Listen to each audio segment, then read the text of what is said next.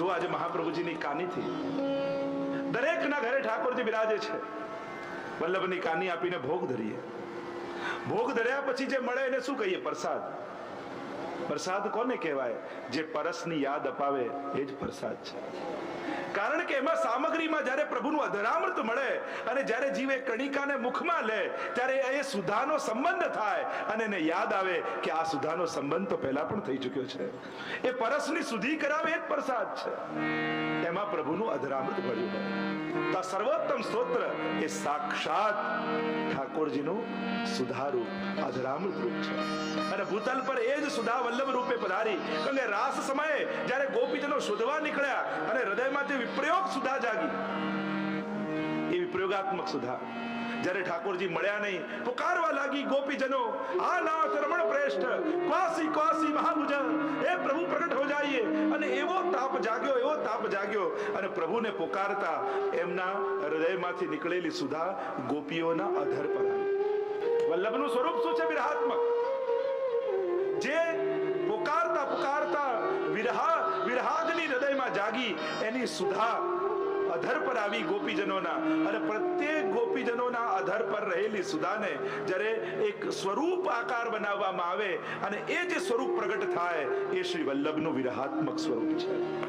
અને જ્યારે ઠાકોરજી રાસમાં મળ્યા અને ગોપીજનોને અધરામૃતનું દાન કર્યું અને એ સમયે જે સંયોગાત્મક સુધા પ્રગટ થઈ એ સુધાનું સ્વરૂપ એ પણ શ્રી વલ્લભનું સ્વરૂપ છે. એક સંયોગાત્મક સુધા અને બીજું વિપ્રયોગાત્મક સુધા. આ બંને પ્રકારની સુધાનું રૂપ શ્રી વલ્લભ. તો કૃષ્ણ અધરામૃતા સ્વાદ સિદ્ધિ રત્ર ન સંશય. એમાં કહ્યું એ અધરામૃતની સ્વાદની સિદ્ધિ આ સ્તોત્રમાં રહેલી છે, એમાં કોઈ સંશય નથી. સ્વયં ગુસાઈજી જ્યારે કહેતા હોય કે વૈષ્ણવે ક્યારે સંશય નહીં કરવો, આ સાક્ષાત સુધારૂપ છે.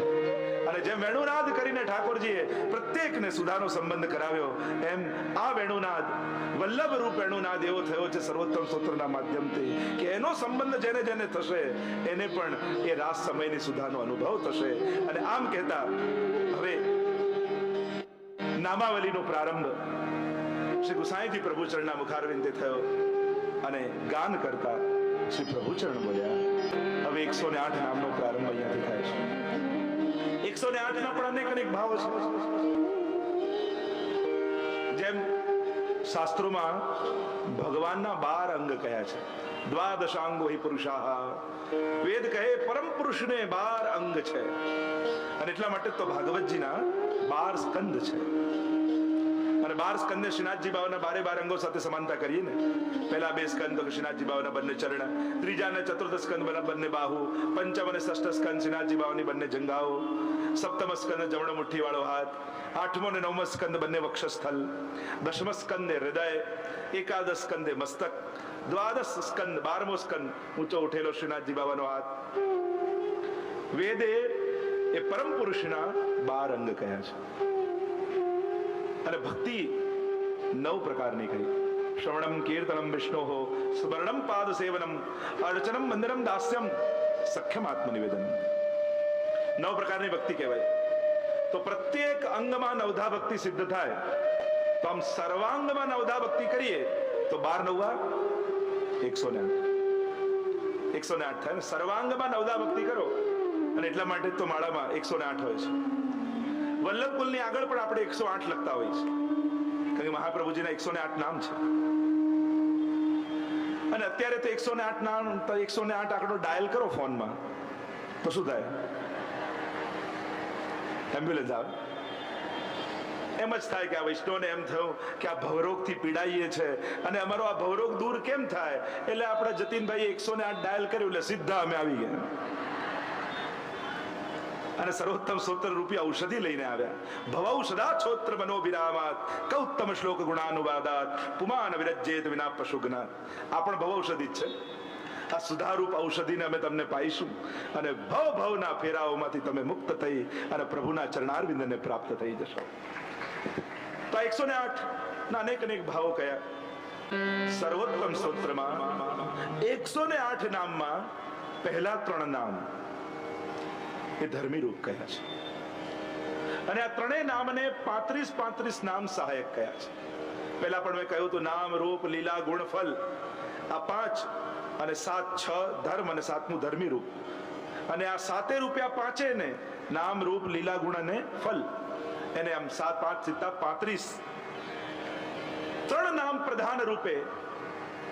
પહેલું આનંદ, બીજું પરમાનંદ, ત્રીજું શ્રી કૃષ્ણ. આ ત્રણ નામ પ્રધાન રૂપે છે. રૂપમ તત ત્રિતયાત્મકમ પરમભિધેયમ સદા વલ્લભમ. મહાપ્રભુજીના ધ્યાનમાં આપણે બોલ્યા ત્રિતયાત્મક રૂપ શ્રી વલ્લભનું છે, એનું ધ્યાન કરીએ છીએ. તે ત્રિતયાત્મક રૂપ કયું? આનંદ, પરમાનંદ, શ્રી કૃષ્ણ. આનંદ કહીને સાક્ષાત પ્રભુ રૂપ કહ્યા, પરમાનંદ કહીને સાક્ષાત સ્વામીજી રૂપ કહ્યા, અને શ્રી કૃષ્ણાસ્ય કહીને સાક્ષાત લીલાના સાક્ષી રૂપ કહ્યા. આ ત્રણ સ્વરૂપ શ્રી વલ્લભના. તો પહેલું નામ, આ ત્રણ ચાવીઓ છે, એનાથી પ્રવેશ કરાય છે. આનંદ પહેલું નામ કહ્યું. સાક્ષાત બ્રહ્મ રૂપ, પરબ્રહ્મ રૂપ શ્રી વલ્લભ છે. કારણ વેદમાં બ્રહ્મની વ્યાખ્યા કરવામાં આવી આનંદ માત્ર કરપાદ મુખોદરાદિ. એ પરબ્રહ્મ કેવો છે? ઘણા લોકો કહે કે આમ હિન્દુ ધર્મમાં આટલા બધા ભગવાન. ભગવાન તો એક જ છે, બાકી બધા તો દેવી દેવતાઓ છે. ક્યાંય એવું લખ્યું નથી કે આટલા બધા ભગવાન હિન્દુ ધર્મમાં છે, કોઈ શાસ્ત્રોમાં. એકમ સદ્વિપ્રા બહુધા વદંતી. બ્રહ્મ એક જ છે, બાકી બધા દેવી દેવતાઓ છે. પણ દેવી દેવતાઓને બ્રહ્મ ન કહેવાય, ભગવાન ન કહેવાય, એ દેવતા કહેવાય, એ દેવી કહેવાય. દરેકની એક કેટેગરી છે. લોકો એમ કે બધા એક જ જગ્યાએ જવાનું છે, પણ શાસ્ત્રોનું અધ્યયન કરો તો એવું પણ નથી. દરેક જુદા જુદાની ઉપાસનાથી જુદા જુદા લોકોની સિદ્ધિઓની પ્રાપ્તિ થાય છે. એટલે પોતાની ફિલોસોફી ચલાવવાની જરૂર નથી હોતી. શાસ્ત્રોને જોવા જોઈએ, ધર્મ ગ્રંથોને જોવા જોઈએ કે કોની ઉપાસનાથી કયો લોક, કયું ધામ, કઈ શક્તિ, કયું ફળ મળે છે. બધાની ઉપાસનાથી એક જ જગ્યાએ નથી જવાતું. જુદી જુદી ઉપાસનાઓથી જુદું જુદું ફળ મળે છે. ભાગવતજીમાં પણ જ્યારે સુખદેવજી કથા સંભળાવવા લાગ્યા ને થયું પરીક્ષિતને સંભળાવ્યું દ્વિતીય સ્કંદમાં, આની ઉપાસનાથી આ મળશે, આની ઉપાસનાથી આ મળશે, આની ઉપાસનાથી આ મળશે. જુદા જુદા દેવતાઓની ઉપાસના બતાવીને કહ્યું આ ફળ તારે જોઈતા હોય તો આ ઉપાસના કર. અને પરીક્ષિત મહારાજે કહ્યું કે મારે તો પ્રભુને પામવા છે. અને ત્યારે પરબ્રહ્મની શ્રી કૃષ્ણની કથા ગાઈ છે. એતે ચાંચક્રા પુંસ કૃષ્ણસ્તુ ભગવાન સ્વયં, એમ ભાગવતજી કહે છે. જુદા જુદા અવતારો છે, અંશ, કલા, આવેશ, અંશાંશ આદિ આદિ. એટલે બધા જ પરબ્રહ્મ નથી. પ્રાકૃતઃ સકલા દેવા ગણિતાનંદ કમ્બૃહત પૂર્ણાનંદો હરિસ્તસ્માત કૃષ્ણેવ ગતિર્મમ. શાસ્ત્રો જુઓ, પોતાની રીતે ન ચલાવો. શાસ્ત્રોમાં જુદી જુદી ઉપાસનાના જુદા જુદા ફળ કયા છે, દરેક દેવી દેવતાના જુદા લોક છે. ઘણીવાર લોકો કૃષ્ણને વિષ્ણુનો અવતાર માને છે. આ પણ સમજવાની બાબત છે. વેદોમાં, શાસ્ત્રોમાં વિષ્ણુ શબ્દ ઘણીવાર પરબ્રહ્મ માટે વપરાયો છે અને ઘણીવાર દેવતા માટે વપરાયો છે. સ્વયં પરબ્રહ્મ શ્રી કૃષ્ણમાંથી ત્રણ દેવો પ્રગટ થાય છે, બ્રહ્મા, વિષ્ણુ અને મહેશ. અને આ પ્રકારે સૃષ્ટિનું સર્જન, પાલન અને વિસર્જન થાય છે. જો થોડું શાસ્ત્ર અધ્યયન કરવું જોઈએ આ બધું સમજવા માટે. ભગવદ્ ગીતાજીને વાંચો, સમજો. યસ્માત ક્ષરમતીતો અહમ અક્ષરાદપી ચોત્તમ અતોસ્મિ લોકે વેદે ચ પ્રથિત પુરુષોત્તમ. ક્ષર, અક્ષર અને પુરુષોત્તમ આ બધાથી પર. આ ત્રણેય ઉપાસ અક્ષર બ્રહ્મ, અક્ષર બ્રહ્મ, અને આ અક્ષર અને અક્ષરથી પણ જે પર છે એ પુરુષોત્તમ છે. જે પુરુષોત્તમ ક્ષર અને અક્ષર બને છે. જુદી જુદી ઉપાસનાઓથી જુદા ફળ મળે છે. અક્ષર બ્રહ્મ પણ ગણિતાનંદ છે, પણ એનાથી પરે પુરુષોત્તમ છે. એ પુરુષોત્તમ શ્રી કૃષ્ણની ઉપાસના આપણે કરીએ છીએ, એની વાત કરવાની છે. તો એ પરબ્રહ્મ છે, એને આનંદ માત્ર કરપાદ મુખોદરાદિ. વેદે કહ્યું એ બ્રહ્મનું વર્ણન કરતા વેદ કહે એ પરબ્રહ્મ કેવો છે, શેનો બનેલો છે? તો કહું આનંદ માત્ર, એ આનંદનો બનેલો છે. કર, પાદ, મુખ, ઉદર આદિ, જેના સર્વાંગ કેવલ આનંદ રૂપ છે. અને એ જ પરબ્રહ્મ શ્રી કૃષ્ણ છે, જે નંદ બાબાના ઘરે પ્રગટ થયા. એટલે જ્યારે આપણે નંદ મહોત્સવ કરીએ ત્યારે શું ગાઈએ? નંદ ઘેર આનંદ ભયો. કારણ કે વેદમાં બ્રહ્મને આનંદ રૂપ કહ્યો છે. એટલા માટે કહીએ છે નંદ ઘેર વેદનો આનંદ થયો. પણ એ આનંદ કોણ હતો? તો કે જય કનૈયા લાલ કી, એ શ્રી કૃષ્ણ. કારણ કે કૃષ્ણ શબ્દની વ્યાખ્યા તમે શાસ્ત્રોમાં જાઓ, કૃષ્ણ તાપનો ઉપનિષદમાં તમે જુઓ તો કૃષ્ણ શબ્દનું ડેફિનેશન શું કહ્યું? કૃષિર્ભુવાચકો શબ્દ ણશ્ચ નિવૃત્તિવાચક તયોરૈક્ય પરબ્રહ્મ કૃષ્ણ ઇત્યભિધીયતે. કૃષ્ણ શબ્દનું ડેફિનેશન શું થાય? કૃષ્ણ ભૂવાચક શબ્દ. કૃષ્ણ ભૂવાચક શબ્દ. ભૂ એટલે ભૂ સત્તાયામ. કૃષ્ણ એટલે જેની સર્વત્ર સત્તા છે. સત્તા સર્વત્ર કણ કણમાં જે છે. નિવૃત્તિવાચક. અને કૃષ્ણનો ણ છે એ આનંદવાચક છે. એટલે કૃષ્ણ શબ્દનો અર્થ થાય આનંદ રૂપ સત્તા જેની સર્વત્ર છે એ જ કૃષ્ણ છે. કૃષ્ણ બોલાય બી કઈ રીતે? ઘણા કૃષ્ણ બોલે, ઘણા કૃષ્ણ બોલે. કૃષ્ણ બોલાય. રટરષાણામ મૂર્ધા, મૂર્ધન્ય સ્થાન હોય કૃષ્ણ. ક્રી એ બી જુદું થઈ જાય. ક્રુ એ તો ઉપપદ્મન્યા નામ ઓષ્ઠવ. જો આપણે ત્યાં ઉચ્ચારણ સ્થાન છે બોલવાના. જયારે લઘુ સિદ્ધાંત કૌમુદી વ્યાકરણ ભણો ને સંસ્કૃતમાં, ત્યારે કયો અક્ષર ક્યાંથી બોલાય મોઢાથી એનો પણ પ્રકાર છે. અકુહ વિસર્જનીય નામ કંઠ, અ ક ખ ગ ગ કંઠથી બોલાય. ઈચુ યશા નામ તાલુ, ઈ ચ છ જ જ તાલવથી બોલાય. ઉપુ પદ્મનિયા નામ ઓષ્ઠવ, પ પ બ બ મ ઓઠથી બોલાય. એમ ઋષાણામ મૂર્ધા, આ મૂર્ધન્ય સ્થાન છે કૃષ્ણ. આ કૃષ્ણ એ આનંદ રૂપ છે. તો જે નંદ બાબાના ઘરે પરબ્રહ્મ પ્રગટ થયા કૃષ્ણસ્તુ ભગવાન સ્વયં, એમ ભાગવતજીમાં કહેવામાં આવ્યું. કારણ કે ભાગવતજીમાં કૃષ્ણની કથા છે. અને એટલે સત્યમ પરમ ધીમહિ કહો તો કૃષ્ણની જ વાત છે. કારણ કે સત્યવ્રતમ સત્ય પરમ ત્રિસત્યમ સત્ય સયોનિમ નિહિતમ ચ સત્ય, એ પરમ સત્ય રૂપ કૃષ્ણને કયા. જ્યારે દેવકીજીના ગર્ભમાં પધાર્યા પ્રભુ અને ત્યારે દેવતાઓએ સ્તુતિ કરી, ત્યારે પ્રભુને સત્ય રૂપ કયા છે.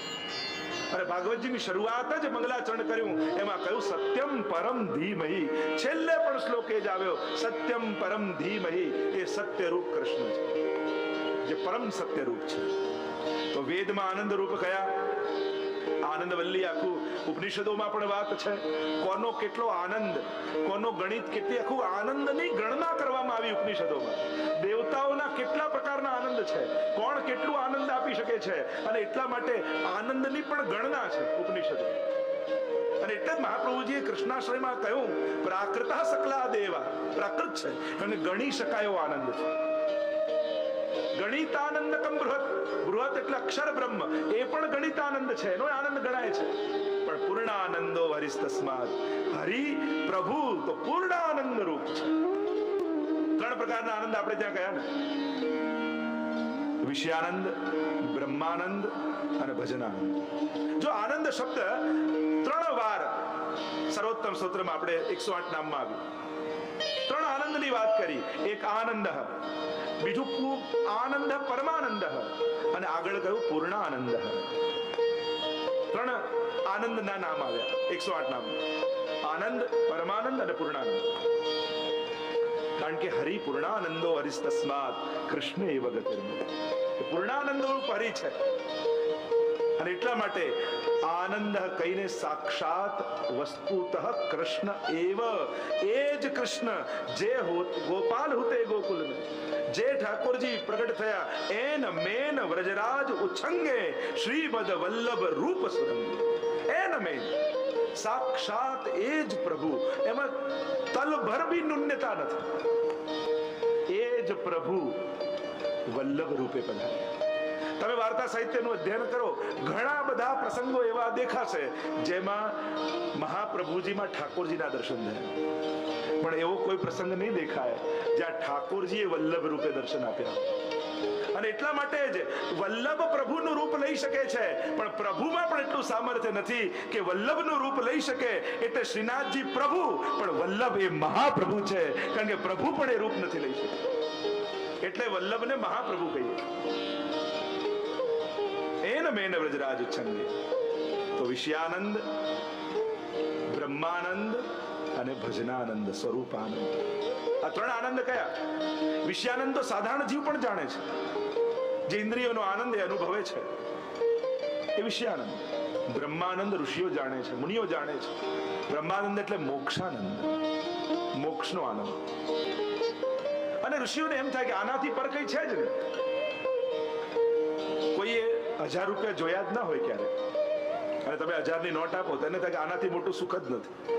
પણ લાખ મળે એનું સુખ કેવું હોય એને શું ખબર છે? કોઈ લાખ જોયા જ ના હોય, એને લાખ આપો એને થાય કે આનાથી મોટું સુખ છે જ નહીં. પણ કરોડનું સુખ શું છે એને શું ખબર છે? એમ કરતા જાઓ તેનું વિષયાનંદ થી મોટું બીજું કઈ છે જ નહીં. તો મુનિઓ કહે કે બ્રહ્માનંદ નો આનંદ કેવો હોય તને શું ખબર છે? અને જેને બ્રહ્માનંદ અનુભવ કરી લીધો એ મુનિઓને એમ થાય કે આનાથી મોટો તો કોઈ આનંદ છે જ નહીં. ત્યારે અમારી ગોપીજનો કહે કે સ્વરૂપાનંદ કેવો હોય તને શું ખબર છે?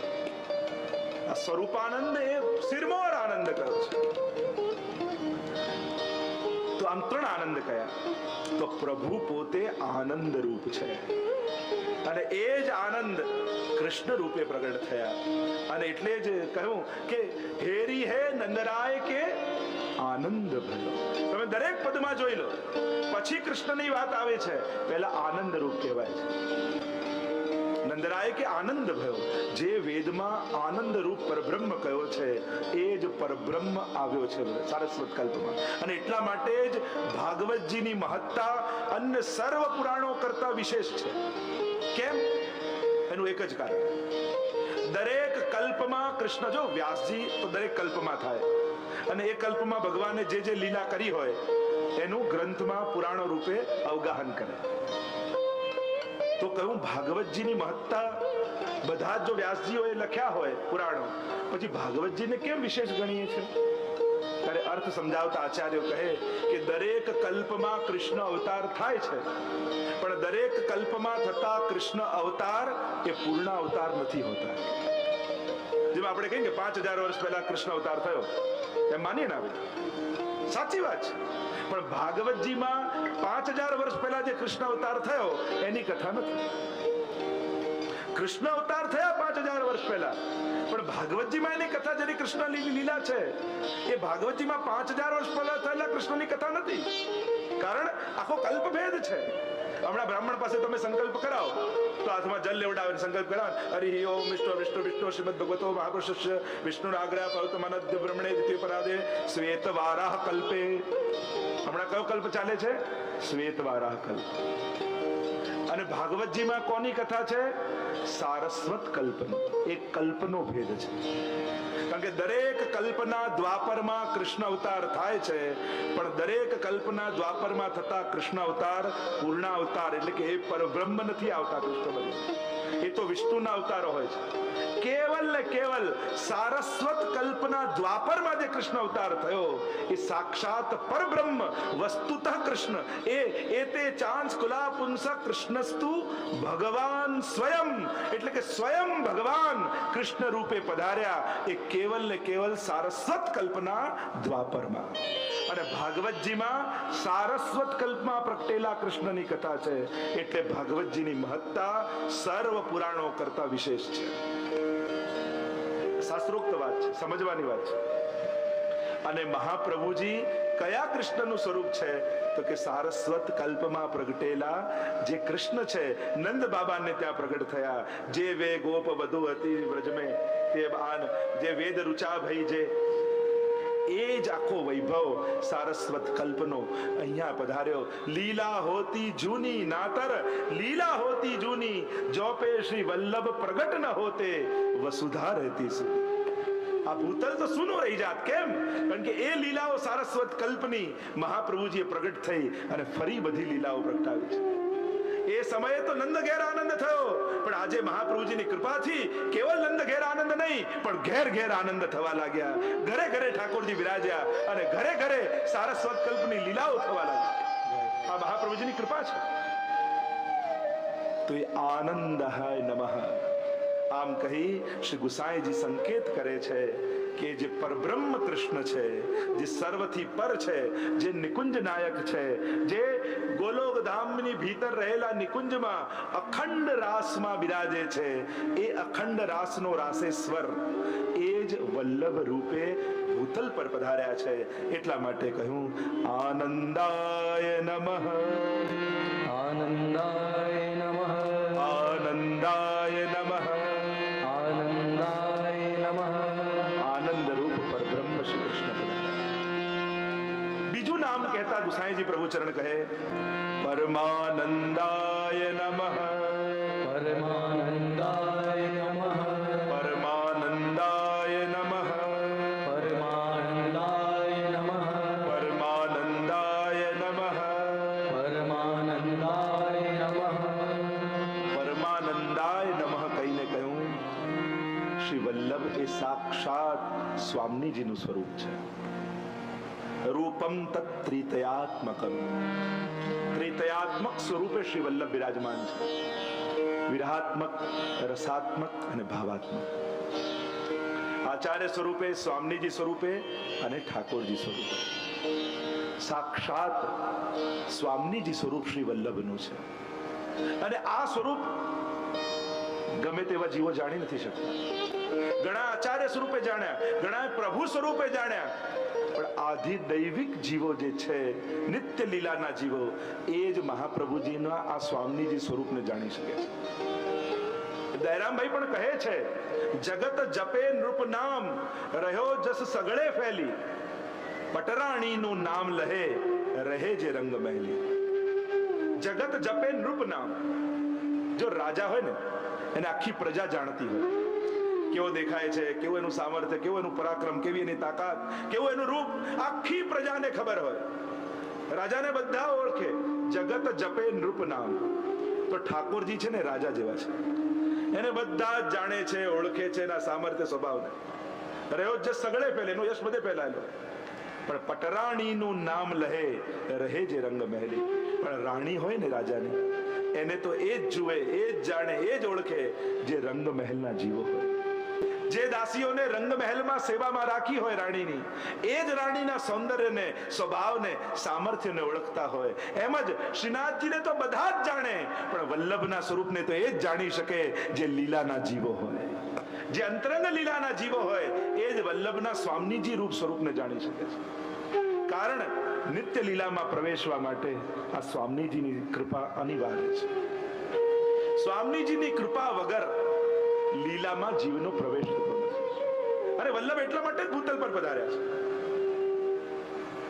ભાગ્યને વલ્લભ ભૂતલ આય. આ દૈવી જીવોના ભાગ્યનો ઉદય થયો ત્યારે વલ્લભ એ સ્વામીજી ભૂતલ પર પધાર્યા છે. અને એટલા માટે જ આપણે ચરણસ્પર્શ પણ કરીએ તો ડાબો જમણો, ડાબો આમ કરીએ.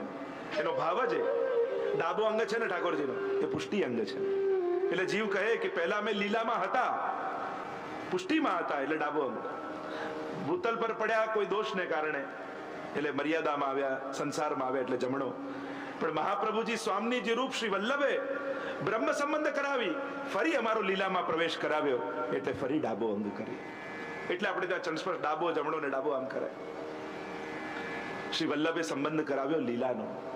બ્રહ્મ સંબંધ દ્વારા લીલાનો સંબંધ થાય છે. જો મહાપ્રભુજી સંપર્ક નથી કરાવતા, સંબંધ કરાવે છે. કોન્ટેક્ટ નથી, રિલેશન છે. અને આપણને કોન્ટેક્ટ તો ઘણા હોય. આજે માણસની તકલીફ હોય ને, ફેસબુકમાં 5000 ફ્રેન્ડ હોય, પણ ઘરમાં કોઈની જોડે બોલચાલ ચાલતી ન હોય. બધા જોડે બોલચાલ બંધ હોય. આપણી તકલીફ જ એ છે. સંપર્ક વધતા જાય, મોબાઈલમાં કોન્ટેક્ટ નંબરો વધતા જાય, અને બધા જોડે રિલેશનો ઘટતા જાય. સેવ એટલા માટે કરતા કોન્ટેક્ટમાં કે ઉપાડવાની ખબર પડે. હવે સેવ મોબાઈલમાં એટલા માટે કરીએ કે ના ઉપાડવાની ખબર પડે. ખબર છે કે આનો જ છે, નથી ઉપાડો. સમય સમયે ક્રિયાઓ એ જ રહે છે, ભાવનાઓ માણસની બદલાવતી હોય છે. તો રિલેશન છે ને, સંબંધ છે, સંપર્ક નથી. કેવલ ઓળખાણે નથી, ઇન્ફોર્મેશન નથી, કોન્ટેક્ટ એ નથી. અહીંયા તો રિલેશન છે. અને સંબંધ તો બંને તરફથી સાચવવાના હોય છે. ઠાકોરજી પોતાનો હાથ લંબાવે, અર્થ સકળ તેનો સીધો, લીલા માએ તાણીને લીધો. સ્વયં સ્વામીજી ભૂતલ પર પધાર્યા. આ આલોક જો પુષ્ટિ માર્ગમાં દર્શન પણ હવેલીમાં શા માટે ખોલીએ છે? ઠાકોરજી બધાને દેખ્યા એટલા માટે કે પ્રભુના બધા જુએ, પ્રભુને બધાને દર્શન કરે? ના, અહીંનો આધિદૈવિક ભાવ એ છે કે વલ્લભકુલની હવેલીમાં ઠાકોરજીને બતાવવા વૈષ્ણવને માટે દર્શન નથી ખુલતા, પણ આ લીલાથી વિખૂટા પડેલા ગોપીજનો જે આવ્યા છે ભેગા થઈને એમને જોઈ અને ઠાકોરજી હરખાય એટલા માટે દર્શન ખોલીએ છીએ કે આ વ્રજભક્તોને જોઈ મારા ઠાકોર પ્રસન્નતા થાય. આ લીલાથી વિખૂટી પડેલી સર્વ ગોપીઓ મારા ચોકમાં આવીને ઊભી છે. આપણે ત્યાં તો આવો આધિદૈવિક ભાવ છે. અહીંયા પ્રદર્શન નથી, અહીંયા તો દર્શન છે.